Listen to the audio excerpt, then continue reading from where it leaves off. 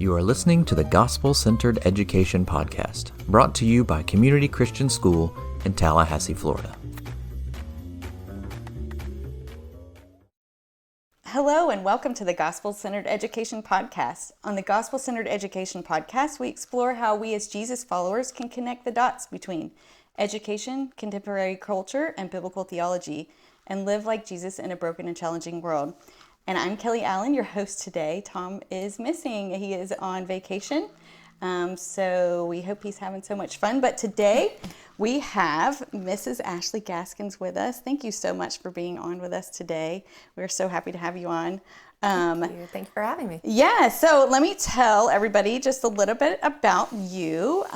You are the current CCS fourth grade teacher, and you've been at CCS it's going on 17 years this fall, is that right? That's right. Yeah, so you served as the fifth grade teacher here at CCS for 15 years. Yes. Yes, that's so impressive. And then your 16th year, you've done fourth grade. Switched to fourth grade, and looking forward to year 17 in the fall. Yes, that's so crazy. So you've seen a lot around here. And you've been a part of a lot around here. And so I just love to have you on because I know that you have a heart for the traditions that are here. And so I just want to ask you, what would you consider a school tradition? Yeah, traditions are really valuable in education. I think that they leave lasting impressions on students and parents and even faculty and staff. They help build connections and unity among the school community, and they really make school distinctive. They're different schools that have specific traditions, and they can make school memorable and more enjoyable.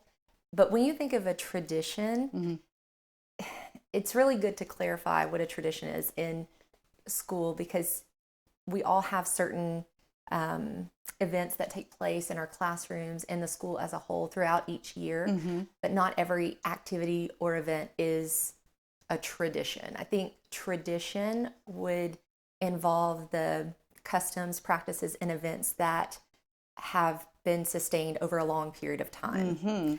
So just because an event occurs, it's not always a tradition. This would be something meaningful to the school community that has kind of been handed down from generation to generation. And I think that it's interesting to think about, especially right now with our student body. We have students whose parents are CCS alumni. Isn't that interesting? It's amazing. We have, I think this year, I've learned so many parents that have attended CCS when they were younger. I've never had this number of family, Yeah. Which means I'm really getting older too. But is this CCS's 45th year? How many years are we on here at CCS? 45? Yes. Yes. And I was hired in 2008. CCS had just celebrated their 30th anniversary. So I remember coming on campus and everybody was excited about 30 years and just celebrating what God has done, his faithfulness in sustaining the school for so long. Yeah. And I think there are certain things that have been established here that the community really loves and appreciates and feels connected with, and those traditions are so important. In the life of the school. Yeah, I agree.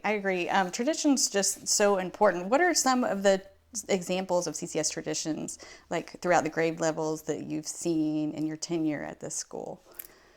Yeah, there are. I would say for me, I can speak mostly to the elementary side. Yeah. Because I know secondary, we're a wonderful school.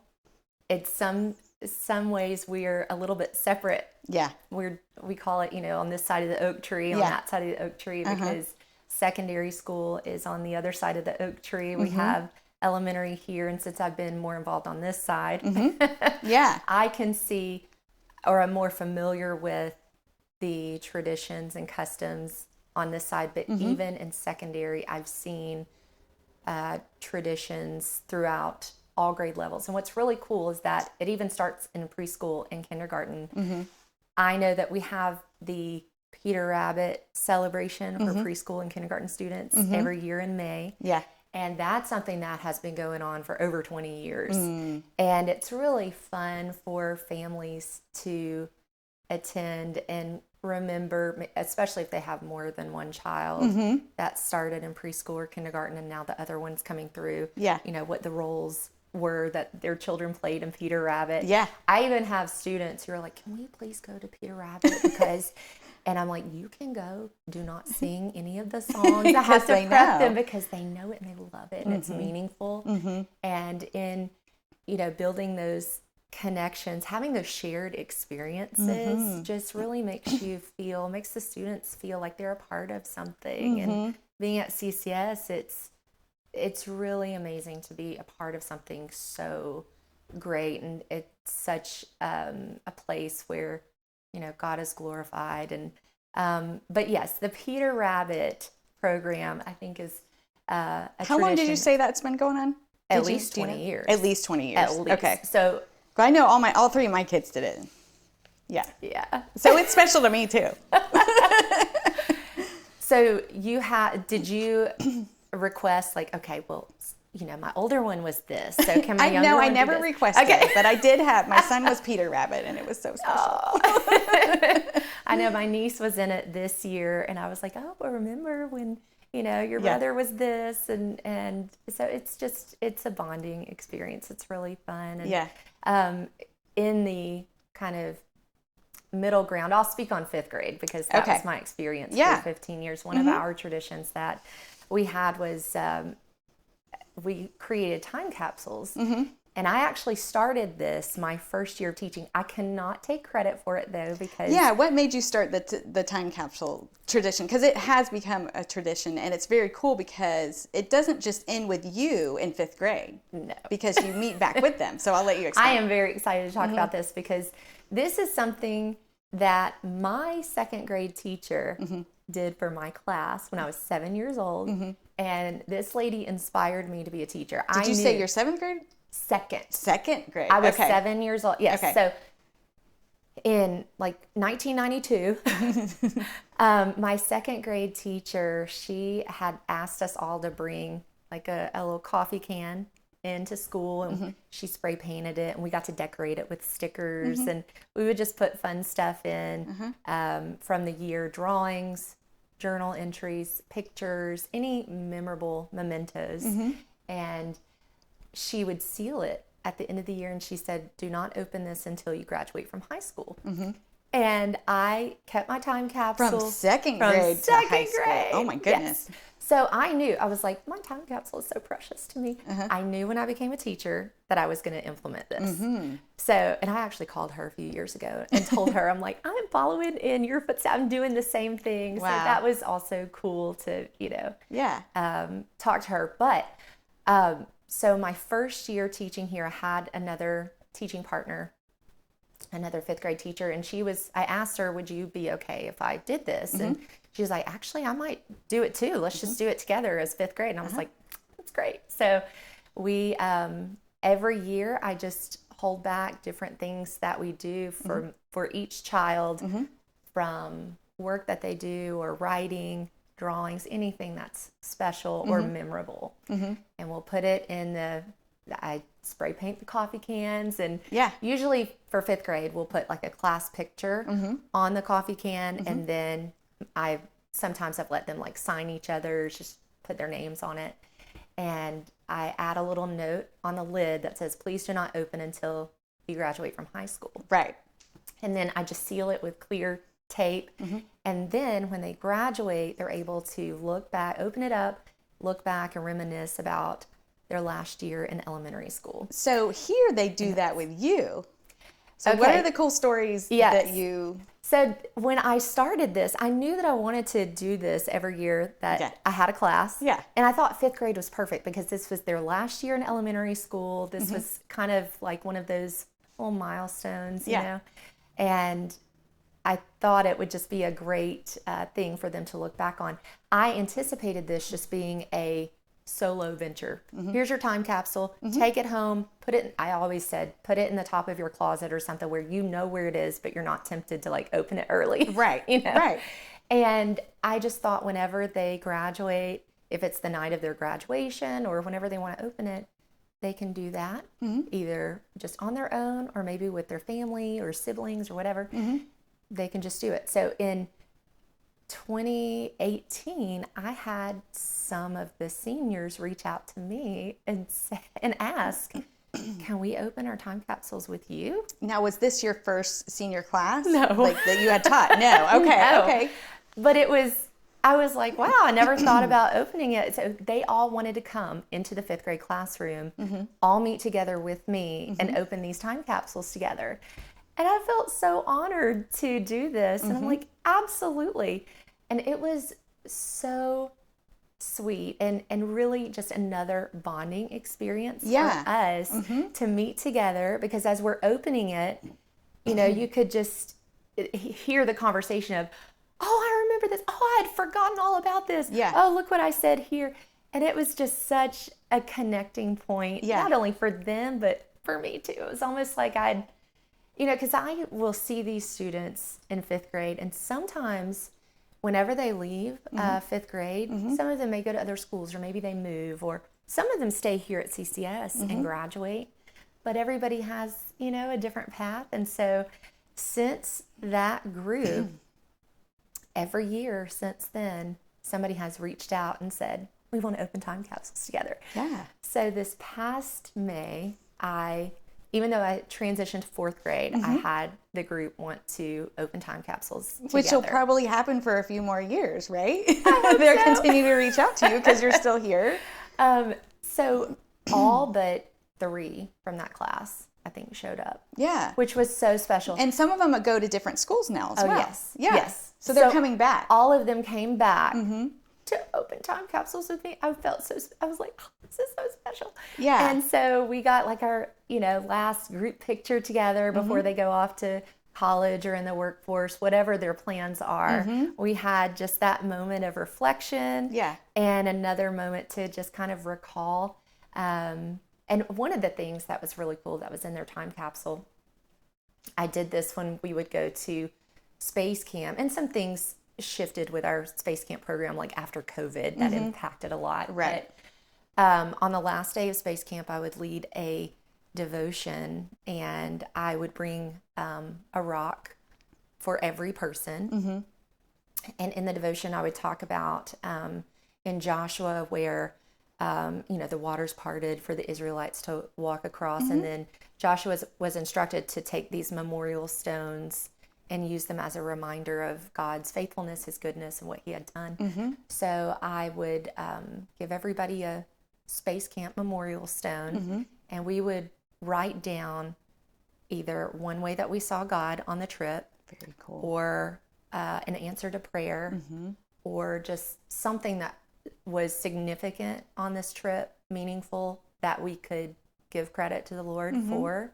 And I wrote these down, whatever the students said, and we did this whole group, so even the chaperones and I would share. And when we came back to school, I would type up everyone's comments of, their praises for their space camp memorial stone.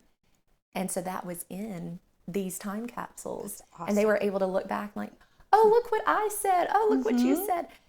But it's also all the things that were in the time capsule were, kind of like little memorial stones. It was just a way to kind of remember and recognize what God's done in their individual lives. I think there's so much to be said about traditions, not just at school, but, in our daily lives at home. And as I was thinking about this topic, I was thinking, traditions really create memories. They do.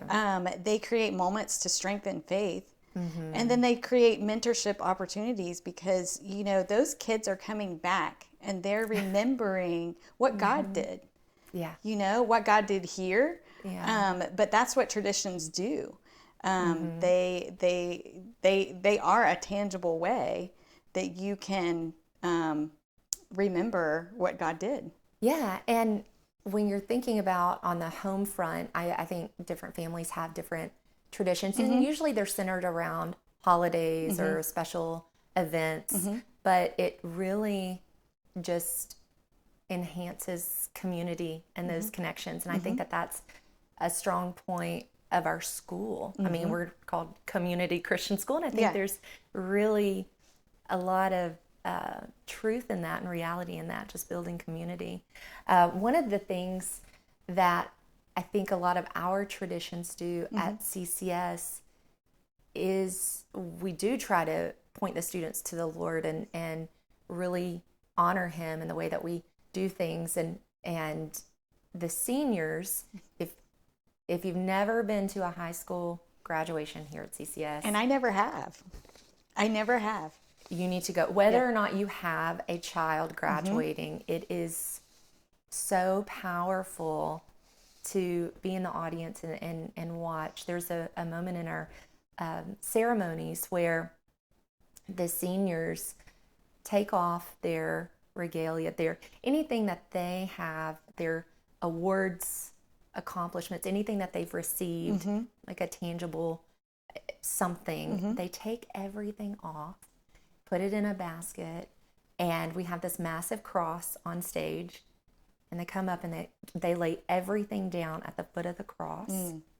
And then their families come up, and one family member, from each family will pray over that student and then pass the microphone. And it's just a time of worship in a graduation ceremony, but I've never seen anything like this before, which I'm a product of public school. So, my graduation ceremony was very different and more self-focused, but it's a great opportunity for us to remind the students that everything that you have, your gifts, talents, accomplishments, abilities, all of this is because of God, and just giving that back to the Lord and honoring Him with it and saying, it's just because of His grace, and it's all yours. And it's all yours. And I hope that it's it's powerful to witness and just amazing. It's worshipful, really, in a graduation ceremony, but I really hope that it's a moment for these seniors to look back on as they go, wherever they go in their life, to remind themselves that it's all God's. This is all the Lord's, If you're successful in your field or whatever, glory to God, And I think that that's what CCS tries to, promote, and thinking about our mission statement, our core values, a lot of it is built on this, idea of tradition and Oh, for sure. And, hopefully drawing these students closer to the Lord. What a cool, tangible way that you can lead the students and all of their accomplishments back to Christ, because they remember that. Like, I'm a visual person, and so I in my head, I have all of these memories and I see them, and so just like you, I grew up in public school. I grew up doing public school, and our graduation looked very different. Oh yes. But to give it back to the Lord, and I think CCS does do that in many ways. And just having that component of spiritual formation is so strong. Here and emphasized, and I love seeing that in our high school graduation. And I think that's what makes a tradition. That tradition is distinctly CCS. I really don't know of other schools that do it like that. And that's what's so great about certain traditions, is that a tradition can be very distinctive. Even something as simple as the elementary program, we do this song when the students are coming on stage. If you've been to any kind of program, you've heard the books of the Bible song, the Genesis, Exodus, Leviticus, Numbers. It's a great way to Honestly, I get excited when it's so much fun. It's so much fun, right? They're coming. My first year here, because I was hired right out of college, I got my bachelor's and master's, and then began teaching, but I was so open to change and new things. And I didn't realize the significance of tradition here because I was in a stage in my life where I was like, let's try this and try this and let's do something new. But my probably early on second year of teaching, there was an attempt to switch up the books of the Bible tune. Everything stayed the same. Obviously, the books of the Bible are the books of the Bible. It's just the same words, everything, but the tune was switched. And I was sitting in the audience, and one of the programs, and this mom next to me was like, "What? They changed? They changed it? They changed it?" And I was like, "What's the big deal? This is new. This should be, this should be exciting." But for her, the older child, like all of her kids had come through this school. One way. Had done it one way. The oldest child, she remembers singing that song. The middle one and the younger one, and she was like, "What? We don't know this." No, and they're changing it. So some things, tradition holds a lot of significance. And you don't want to mess with certain things. Right. Now that to be said, I mean, you can go off the deep end either way. You could be totally stuck on tradition, or you could just be someone that's like, we got to change it all up, Yes. There has to be a balance because as educators, we do want to be current in our field. We want to be innovative. We want to seek out new methods for, instructing our students and things like that. That was going to be my next question for you. Like, how do you balance tradition and innovation in a Christian school? Right. Or gospel-centered school? Yeah, because our world is constantly changing, and traditions can provide a sense of stability for us. Like some things are more, it's just comforting to know that some things are consistent. But, and we do, as like I was saying, educators, we want to offer rigorous academics and be, we don't want to just do things for the sake of, it's always been done this way. Exactly. You really don't want to get into that mindset where you're just doing something for the sake of doing it. And, I always like to have a rationale, like a strong rationale. Why do I do these things? Right. Or why am I teaching this? Or and I try to tell that to my students in the class, like, this is important to learn because, having some sort of rationale. So I think that when you're thinking about what traditions need to stay and what is just for kind of a brief season, you just need to use a lot of prayer and wisdom. And this would be more on the leadership end of, just prayer guiding those decisions that you make. But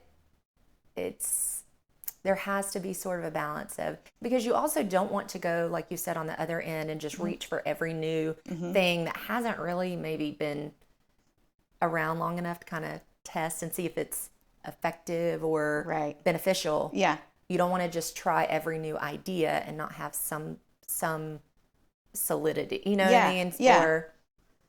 But the idea of tradition, since we teach from a biblical worldview at CCS, this idea of tradition can sort of be a reflection of the nature of God as far as just that constancy, the constancy of God. Definitely fosters feelings of security. And traditions can be that too, offering just the sense of stability. Just having a balance and just evaluating to certain things that the school does. Does this reflect our mission? So we have a mission statement that's very clear. And is it beneficial to the students that we serve? What's the purpose behind it? You always want to ask that. And not just say, well, we've always done it this way, so this is how it has to be. Exactly. So just having an open mind, but also, I like how you brought it back to God because like he is in, like he says, do this in remembrance of me. You like if you think about because my family and I one of the traditions that we do at home is during Easter, and I teach them about Passover. So because those two holidays do connect. Right. And it connects the Old Testament and the New Testament. I just think it's so cool to teach them about Passover on Easter. Right. And so that what a tradition that was, like that the Lord said, like, do this in remembrance of me. And then how he transferred it into something new, but it's now the Lord's Supper, Yes. The tradition of Passover into the Lord's Supper. So God is in the business of doing new things. Yes. But he also maintains tradition. Absolutely. For remembrance purposes, remembering what he did.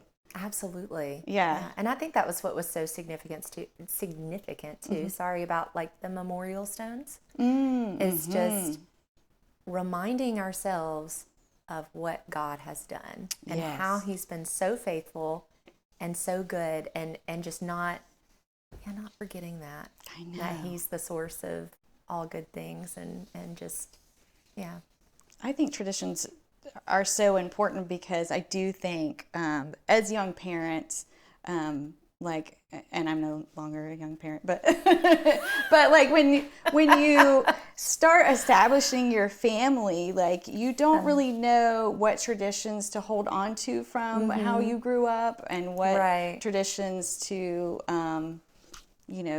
create or whatever. But I do think it needs to be said that tradition is very important, because especially the traditions that bring you back to Christ.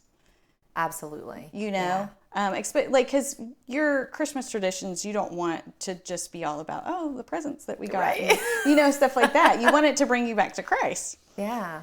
I think CCS does that very well, and I'm so happy that you have that mindset here, because I don't know if people know, but I've been a sub for a couple years, and I've learned your classroom. Yes. And so I highly appreciate just all the little things that you do, even on a daily basis with the kids. When you have a test, you're giving them Hershey kisses. And we pray before every test. You sure do. Yeah. And the little, we do a little kiss your brain, just kind of sweeten the deal a little bit, because nobody really likes taking a test. But but you do have, in those fun. ways, you bring it back to the Lord. It's so cool. Yeah. So what are any traditions that you're working on now for fourth grade, if you don't mind sharing any? No. There was, with this being my first year in fourth grade, I kind of just wanted to go in and kind of see what is it normally like. What do you got? What are the units of study? What are we doing?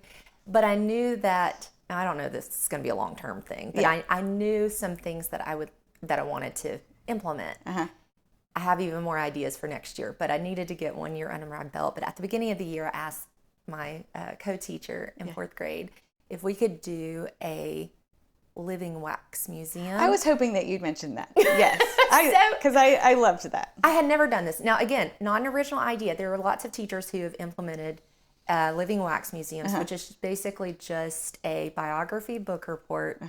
The students choose a biography to read, and then they create a trifold board. They come up with just a kind of like a report. They answer questions and learn about this person's life, and then they present as if they are this person. But we set it up in the auditorium, and everybody was at a different table, and they were sitting as if they were wax figures until the audience member, or whoever, I think I'd invited definitely third grade, I think some second grade class came, and they were the audience, and they would push a little button to kind of activate the person to come to life, to share about their life as if they were that person. And there were some things that I always reflect after I do something. I'm like, okay, what could be better? What did I need to change? What went well? But from the feedback that I got, and that's another thing that I use to know, okay, is this worth doing? Is this something I need to continue with? Or is it time to let it go? But the feedback, it was, I think I'm going to try it again. I'm not surprised. I don't know I think you should. if that's going to be something that continues in fourth grade. But it will be certain things like the fifth grade time capsules. Even though that was started, I I'm not doing that for fourth grade. Like, I feel like that's solely now a fifth grade thing. And that could change. The newer fifth grade teachers could, feel like that's not part of the tradition that they want to do, and that's perfectly fine. Absolutely. Yeah. I just always thought that was such a good time frame, like going from elementary into middle school year to have that, Yes. It's just kind of a special thing for It's them. definitely been so special. Yeah. So, for sure. But as far as traditions in fourth grade, I think that is something to be seen because, again, sustained over time is what I think about tradition. Yes. So, but yes, for sure. So what's one tangible practice that our audience can apply to their regular daily life? I guess maybe not daily life, maybe like CCS life. What's something involving tradition that like maybe me as a parent, what can I do? I think when you're thinking about CCS and traditions, immersing yourself in the school. If you're, if you haven't come to a lot of events or programs or, been on campus very much, just take some time, come to different programs or even the high school graduation. That's what I'm going to do. I don't have one graduating for at least 4 years, so, but I'm going to come. It's just, even if you don't have someone that it's a powerful, thing to just be a part of and witness. Yeah. But yeah, coming to different programs that are offered, volunteering in the classroom or in the office, wherever you can volunteer, because that allows you to see the culture of the school and really get to know people better. Because these shared experiences definitely build community. Yeah. And I think that's a lot of what we're about, is building community. Yeah. So, and I like what you said, establishing culture, because we talk a lot here about culture and, how do we as Christians fit into that? But establishing our own culture. Every school has a culture. Yeah, I like that. Yeah. And even classrooms, there's a culture, And so I think that when you come on this campus, it's again, the spiritual formation aspect is so strong. There are people, when people come to community chapel on Wednesdays and they visit and they're able to listen to the students singing and watching them sign and be a part of the, listening to the message and everything. Yes. It's just, you can just sense the Holy Spirit is here. And it's a great, great place to be a part of, Yeah. So. I know, especially with community chapel, parents are in tears by the time that they leave. I'm in tears sometimes too.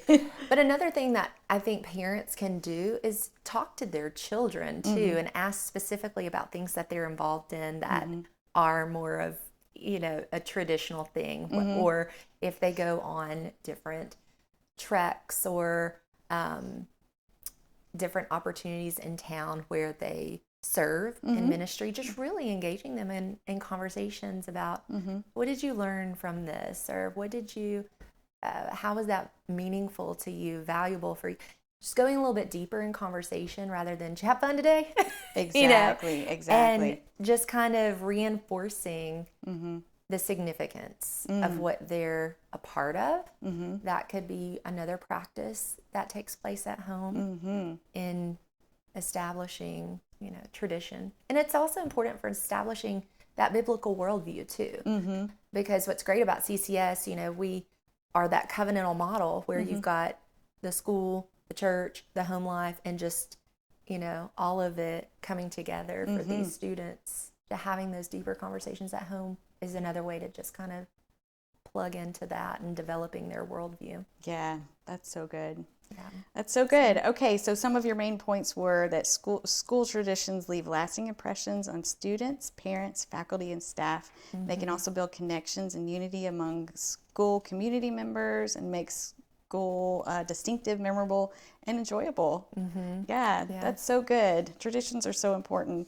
thank you so much for joining us today. Thank you for joining having me today. Yes, thank you. I enjoyed it. I guess that'll do it for today. Thank you so much for coming on. Thank you for having me. Thank you for tuning in to Gospel Centered Education Podcast. Join us as we continue our summer series next time with Pastor Joshua Hughes, of Four Oaks Church here in Tallahassee. And we'll be discussing the intersection of theology, the church, and gospel-centered education. But remember to follow Gospel-Centered Education wherever you get your podcasts. And also remember, Jesus is Lord. Thank you. Thank you for listening to the Gospel Centered Education Podcast, brought to you by Community Christian School in Tallahassee, Florida. You can find us online at myccs.org.